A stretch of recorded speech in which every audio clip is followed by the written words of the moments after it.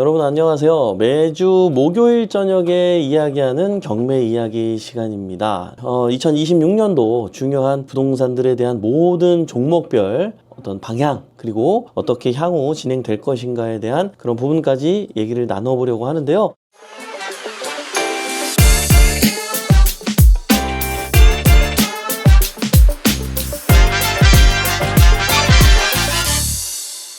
자, 여러분께 제가 질문을 먼저 한번 던져보고 싶어요. 2025년도를 마무리하고 있는 이 시점에서 여러분들의 1년 한 해는 어떠셨습니까? 그리고 내년에는 또 어떤 시장을 기대하고 계실지 모르겠습니다. 작년 24년도 12월 이맘때 딱 1년이 지났는데요. 1년 동안 여러분들의 부동산 시장 상황은 어떠하셨습니까? 지금 보유하고 있는 것이 1년 지나면서 1년 만에 1억이 올랐나요? 아니면 전혀 오르지 않았나요? 아니면 그 사이에 낙찰받고 매도하면서 몇천만 원을 벌었나요? 아니면 한 몇십억을 벌었습니까? 그리고 나는 각성하고 작년에 비트코인을 샀는데 올랐다가 혹시 내려갔나요? 주식을 샀는데 괜히 옮기는 바람에 혹시 여러분이 어려움을 겪고 계시진 않으십니까? 여러분의 재테크는 어떠신지 궁금합니다. 내년을 전망하는 것도 중요한데 과연 작년에 제가 전망했을 때 그 이후에 여러분들의 부동산 상황은 또 어땠는지 굉장히 궁금합니다. 사실 일단 상식적으로 우리가 알고 있는 정보를 좀 말씀드려보자면 주식은 좋았다가 안 좋아진 것도 있고요. 굉장히 좋은 상태로 있는 것들도 있고 코인은 어땠습니까?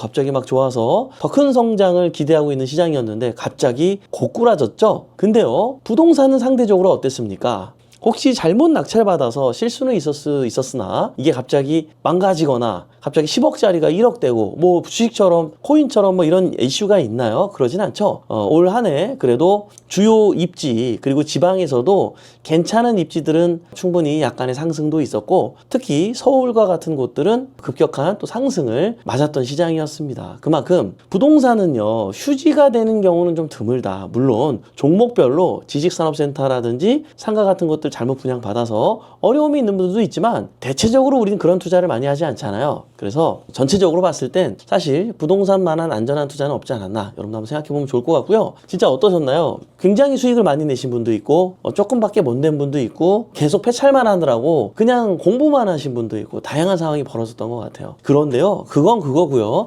지금 여러분들이 혹시 점유하고 있는 여러분들이 살고 있는 그 집 또한 올해 1년 동안 올랐나요? 우린 이것도 한번 생각해 봤으면 좋겠어요. 왜냐면 저 지방에는요 오히려 막 그렇게 떨어지진 않았어도 전혀 오르지 않은 동네도 있어요. 그러나 서울은 어땠죠? 전반적으로 올랐단 말이에요. 수도권도 마찬가지였고요. 우리 집은 작년에 얼마였더라? 한번 찾아보세요. 시세가 어땠었는지가 다 나옵니다. 네이버 부동산만 가봐도 5년 전, 7년 전까지 1년마다 어땠는지 그래프로 알 수가 있잖아요. 그죠? 그래서 여러분들이 그런 거 한번 점검해 봤으면 좋겠어요. 그렇다 그러면 올해 별로 오르지도 않고 재미가 없었어요? 그럼 어떻게 해야 될까요?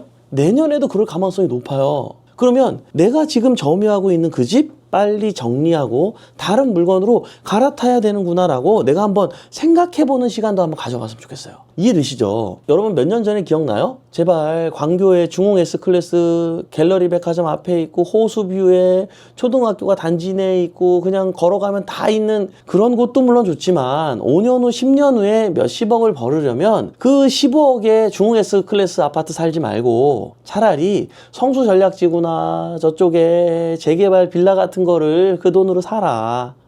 몇 년 후에 몇십억의 자산이 늘어나게 될 거다. 말씀드렸던 거 기억나시죠, 여러분? 거기 지금 있는 빌라 1년 사이에 또 몇 억 올랐어요. 또 몇 억 올랐어요. 아직 아파트로도 안 바뀌었는데 또 올랐어요. 그 바로 옆에 있는 자양동에 광진구 빌라 자양동에 거기도 원래 제가 작년 이맘때 얘기했을 때가 그때가 5억대, 6억대였는데 지금 8억대, 9억대예요. 아직 빌라로 있는데도 그렇게 올랐다고요. 내방동에 여러분 우리 27살 우리 다솜이 물건 기억나죠? 우리 회원님 3억 몇천에 낙찰받았잖아요. 거기 지금 본격적으로 이제 원페를라 아파트 들어오고 나서 본격적으로 지금 진행되고 있어요. 그거 1년 사이에 얼마 올랐다 그랬죠? 1억 5천인가 2억 올랐어요. 빌라인데도 막 15억짜리가 1억 5천은 오른 게 아니고요. 3억에 낙찰받은 물건이 1억 5천 올랐다고요. 얼마나 수익률이 큽니까? 근데 여러분 우리 뭐 했어요? 한번 우리 생각해 보자는 거예요. 그렇다면 올해는 내가 큰 변화가 없었어. 그럼 어떻게 해야 돼요? 내년에는 그렇게 오를 수밖에 없는 걸로 내가 지금 우리 집을 정리하고 갈아타야 된다는 거예요. 나는 우리 애들 초등학교, 중학교, 고등학교까지 맞춰야 되는데 안 돼요. 못 떠나요. 알겠어요. 그럼 거기서 월세로 사시고 집은 매도하세요. 그리고 내년에는 반드시 더 오를 수밖에 없는 그곳에 투자를 할 수 있는 현명한 선택을 하는 여러분들 됐으면 좋겠어요. 이해되시죠? 이거를 지금 시점에 반드시 정리를 하고 확신을 가지고 여러분이 행동으로 꼭 옮겨야 돼요. 딱 얘기 들으면 무슨 생각이 들죠? 그러네? 맞네? 어머, 우리 집 찾아보니까 우리 집 1년 동안 똑같네? 이게 500만 원 올랐네? 아까 들어보니까 이 멘토가 지금 내 방녀가 얼마 오르고 저기는 얼마 오르고 이거 얼마 올랐다는데 내가 지금 뭐 한 걸까? 나 그럼 어떻게 해야 되나? 이 생각이 들어야 되는 거예요, 여러분. 그래서 오늘은 2026년도 부동산 종목별로 여러분에게 전망을 전해드리는 시간을 준비했습니다. 자, 우선 세 가지 유형이 있다고 생각을 합니다. 먼저 이 부동산과 관련해서도 여러분들이 경매 공매로 하는 것도 좋지만 일반 투자자 입장에서 보더라도 공격형으로 하는 스타일이 있고요. 또 두 번째로 나단 일반형으로 투자하는 스타일이 있는 것 같고요. 그리고 안정형으로 투자하는 요 세 가지 유형들이 있으신 것 같습니다. 첫 번째로 공격형으로 하시는 분들 입장에서 내년 2026년도는 이런 투자가 어울리는지 충분히 승산이 있는지를 설명을 드려볼게요. 자, 먼저 위반 건축물입니다. 올해 굉장한 이슈가 돼서 제가 2달 전부터 엄청나게 얘기를 하고 있죠.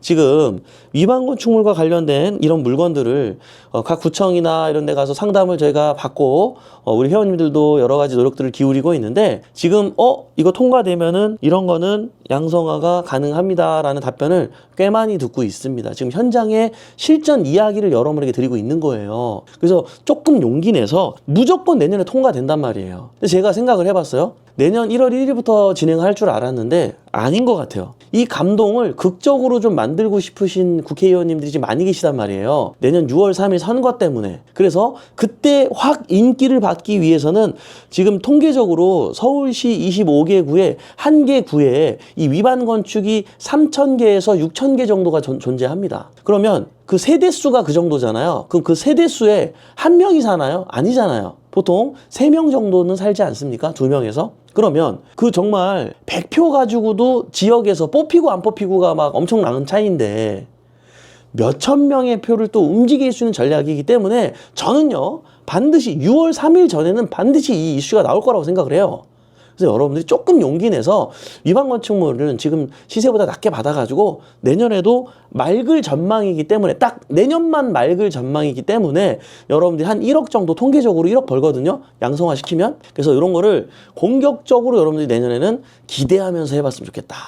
예, 이렇게 얘기를 하고요. 재개발, 뭐 여전히 요거는 이제 몇 년 전부터 이제 오세훈 시장이 들어오면서 뭔가 이제 본격적으로 진행이 될 줄 알았는데 인건비 상승, 건축비, 건축 자재 상승, 또 달러의 강세 여러 가지 이런 이슈들로 이 사업성이 많이 떨어지면서 본격적으로 진행하는 곳들이 많이 없는데요. 제 주변에 친한 이제 그 교수님들이 정부에서 또 공급 대책과 관련해서 또 이렇게 발탁되신 분들이 있습니다. 어떻게 적극적으로 지금 당장 공급 대책을 좀 추진하기 위해서는 어떻게 해야 될지 아주 세밀하게 전략을 짜고 있거든요. 그게 뭐 성공할 가망성도 있지만 그렇지 않은 가망성도 있고 중요한 건 우리 모두가 공급이 그 어느 때보다도 절실하게 필요하다는 걸 다 인식하고 있는 시장이라는 거예요. 그러면 재개발의 기대감이 내년에도 오를까요? 떨어질까요? 당연히 오르죠.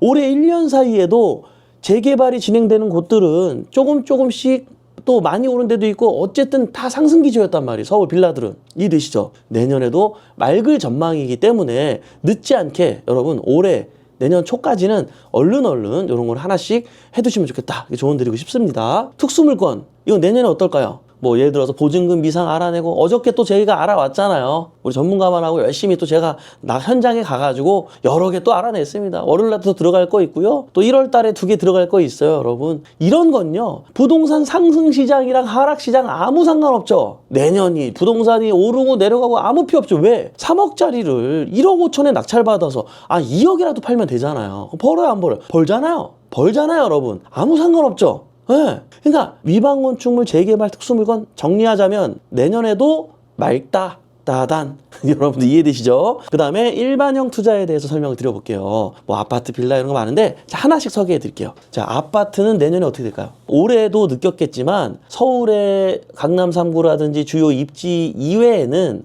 약간 오르거나 어떤 15 대책 그것 때문에 규제 때문에 대출 규제랑 이런 것 때문에 약간 뒤늦게 따라온 지역들도 있기는 하지만 보합인 서울 아파트 물건도 좀 있어요. 그런 곳들도 공급 물량이 턱없이 부족한 이런 이슈 여러 가지 상황들 때문에 또 양적 완화의 어떤 그런 이 지금 흐름들 이런 것들 여러 가지 이슈 때문에 약간씩은 또 오를 것으로 전망이 되어지고 있고요. 지방은 또 양극화가 심해질 수밖에 없고 그리고 지방에서도 뭐 수성구라든지 이렇게 주요 입지에 있는 것들은 약간씩 또 오르는 이런 분위기를 맛볼 수 있게 될 것 같다. 라고 말씀을 드리고요. 그러니까 빌라 같은 경우는 어떨까요? 지방은 여전히 힘들 것으로 보여지고요. 서울은 맑죠. 예, 그리고 아파트를 기대하는 원자재들이잖아요. 서울에 있는 빌라들은. 그래서 조금 더 많이 오르는 것도 있고 덜 오르는 것도 있지만 빌라 가격이 여기서 더 빠질 수는 절대로 없어요. 절대로 없다. 더 이상 빌라가 서울의 가격이 여기서 더 빠질 곳이 없어요. 지금 허그라든지 LH 이런 데서도 지금 경매로 낙찰을 굉장히 많이 받아가고 가지고 가고 있거든요. 정부의 방향 한두 가지만 터지면 빌라 가격은 언제든지 끌어올릴 수가 있어요. 그 어느 때보다도 대한민국에서 역대 아파트의 가격과 빌라 가격이 너무 많이 격차가 벌어져 있습니다. 그래서 서울에 있는 빌라 가격은 내년에도 굉장히 맑을 것으로 보입니다.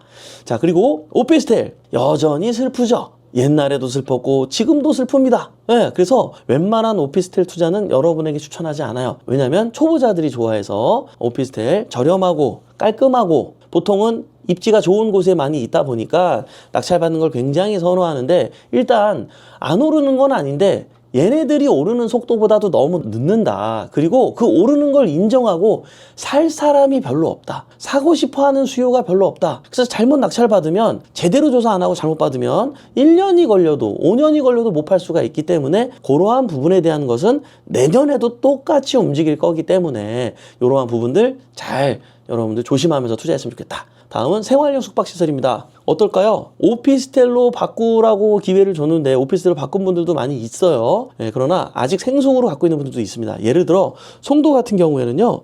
에어비앤비가 굉장히 운영이 잘 되고 있어요. 근데 오피로 전향하신 분들은 에어비앤비 운영을 못해요. 네, 불법이잖아요. 근데 생숙으로 있는 분들은 합법으로 운영이 가능해서 그때 오피스텔로 안 바꾼 사람들이 지금 쾌재를 부르고 있습니다. 그러니까 그런 어떤 에어비앤비로 수익률을 월등히 가져갈 수 있는 어떤 그런 생숙에 대한 물건 같은 경우는 수익용으로 가치가 있지만 그런 게 불가능한 웬만한 생숙들은 하지 말아라. 내년에도 생숙이라는 안타까운 조건 때문에 상승할 수 있는 여력이 별로 없다. 자, 상가는 어떨까요? 26년도가 돼도 30년도가 돼도 상가는요 언제나 이런 시장 상황 가운데 흐름과는 상관이 없죠. 뭐가 생명이죠? 경기가 생명이다. 경기가 좋아야 상가 투자도 좋은 거고요. 경기가 나쁘면 상가 투자도 안 좋은 거죠. 왜요? 상가 건물주가 무조건 좋나요? 아니에요. 임차인들이 재미나게 돈을 벌어야 상가의 가치도 오른단 말이에요. 왜요?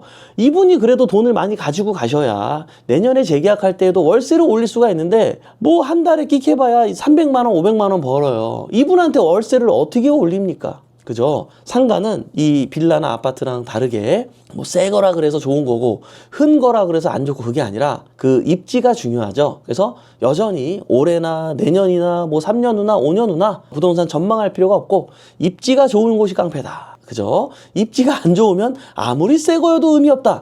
이거는 올해나 내년이나 똑같은 시장이라는 것을 기억하시기 바랍니다. 자, 그리고요. 공장 같은 경우는 창고랑 제가 함께 묶어서 말씀을 드릴게요. 토지까지. 지금 공장 창고 투자하는 게 굉장히 좋아요. 경기가 좀 어렵고 이런 상황이다 보니까 이 시장이 거래가 활발하지를 않아요. 굉장히 어려운 상황 가운데 있습니다.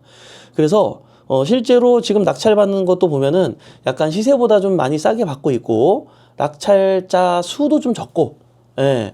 근데 요렇게 좀 보유하고 있다. 원래 요럴 때 보유해야 되거든요. 요럴 때 보유하고 있다가 나중에 경기가 살아나고 시장이 좋아지면 그때 팔 수 있으면 좀 굉장히 또 가치를 높게 평가할 수 있습니다. 그럼 26년도에는 자, 이런 것들이 오를까요? 떨어질까요? 예, 반드시 오릅니다. 반드시 오릅니다. 자, 토지는요. 토지 또한 오르는데 오르는 게 중요한 게 아니라 그걸 인정하는 사는 수요가 내년에는 없어요. 그러니까 저는 토지를 전망해달라 그러면 일단 내년에 토지를 팔긴 어려울 가능성이 있어요. 그래서 반대로 완전 싸게 내가 이거 그냥 한 10년 놔둬도 되는 돈이야 라고 생각하는 돈이 있다면 완전 싸게 한 10분의 1 가격에 그렇게 낙찰 받겠다 그러면 찬성이고요. 그렇지 않은 거는 비추합니다.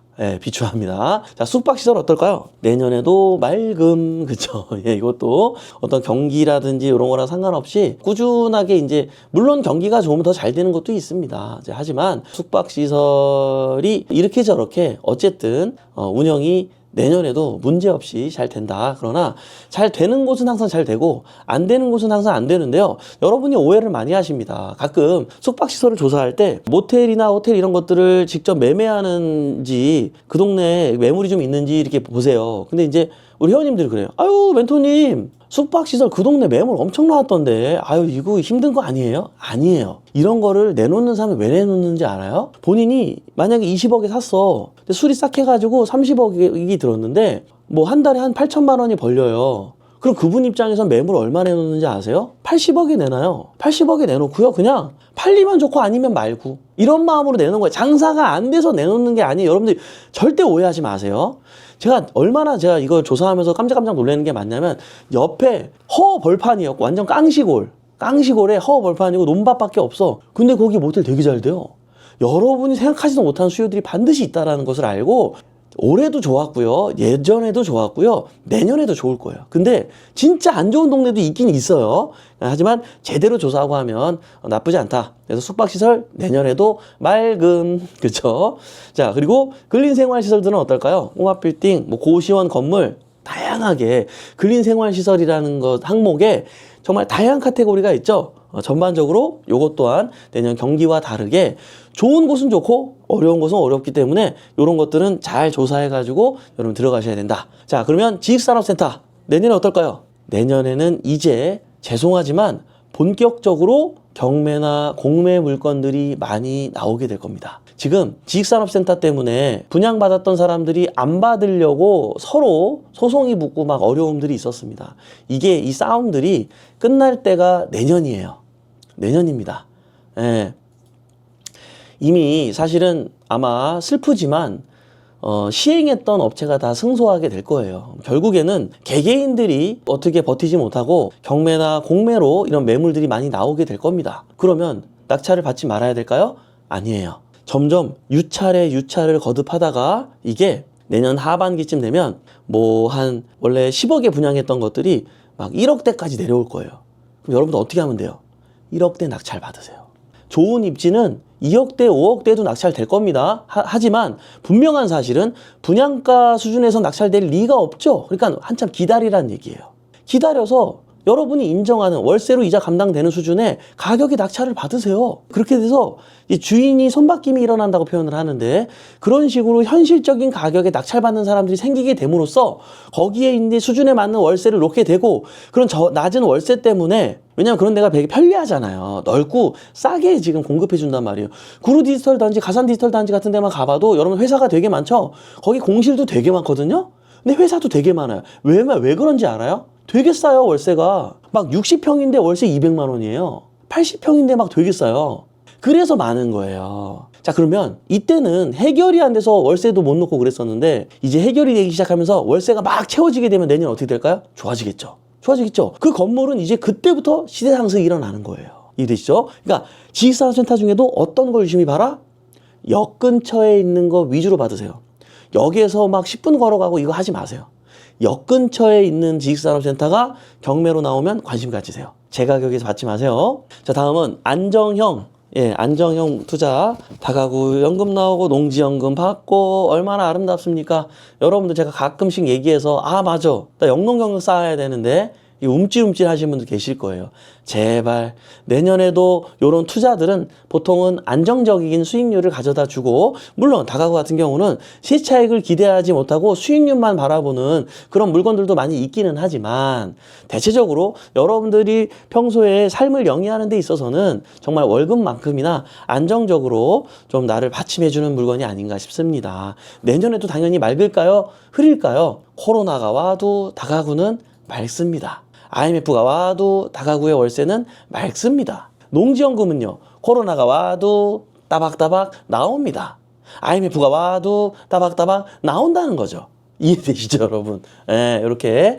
아, 그러고 보니까 부동산엔 참 이렇게 다양한 종목들이 이런 다양한 특징들을 가지고 있구나. 부동산에 어떤 시장, 어떤 사이클이 온다는 거랑 상관없이 이렇게 다양한 것들을 투자할 수 있는 전략들이 있었구나. 아, 예, 여기에 이렇게 여러분들이 한번 똑똑하고 현명하게 정리하는 시간들 한번 되시면 좋을 것 같고요. 내년 26년도 진짜 이 모든 것을 다 투자해보고 경험해본 제 입장에서 진짜 실전 전문가가 여러분에게 실전적으로만 정보를 드렸으니까 여러분들 꼭 이 방송 놓치지 말고 잘 메모해서 기준 잡고 내년에는 성투하는 여러분들 베프 식구들 되었으면 좋겠습니다. 올 한 해 모쪼록 마무리 잘 하시고 저는 또 내년에 인사드리도록 하겠습니다. 지금까지 베프옥션의 이성재 멘토였습니다. 감사합니다. 화이팅!